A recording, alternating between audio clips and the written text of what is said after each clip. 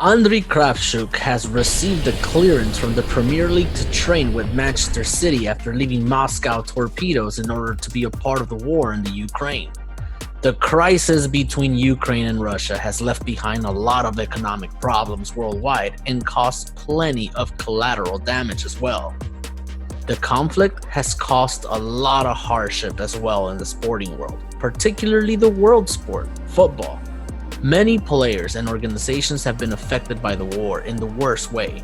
For starters, Russia was expelled from the World Cup in Qatar, and all Russian clubs dealt with the same fate in any competition they were a part of. Not to mention that the players from both countries had to pull away from their clubs in order to either participate in or escape the war. This fact alone is heartbreaking.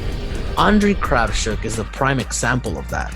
He was forced to leave the Moscow Torpedoes and escape to England as a refugee after participating in the war.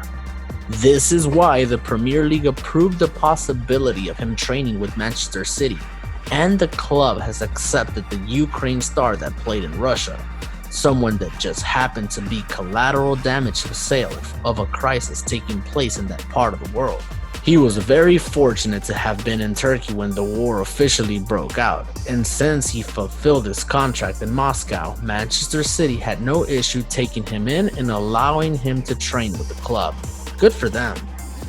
FIFA has allowed foreign players in Russia and Ukraine to temporarily suspend their contracts to move elsewhere. However, the Premier League has not allowed such moves until the end of the season.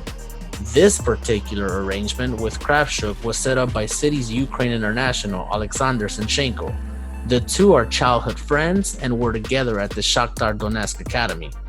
Kravchuk, who linked up with City for the first time last week, said, "I am so grateful to Manchester City for giving me this chance to train with them. The past few weeks and months have been so difficult, but to be back on the pitch means so much to me." It is one of those feel-good stories that are coming out of the war. We are happy to hear that he is able to get some form of normalcy after living through one of the scariest eras of his young career. After all, he is only 23 years of age. Meanwhile, Zinchenko has continued to play regardless of the war back home and has been boosted by shows of support from both City and rival fans. "While I wish the circumstances were very different, it has been good to be back with Andriy," said Zinchenko. "I know how much football means to him and how it can help us during these difficult times. I would like to thank my club for giving him the opportunity to train with us."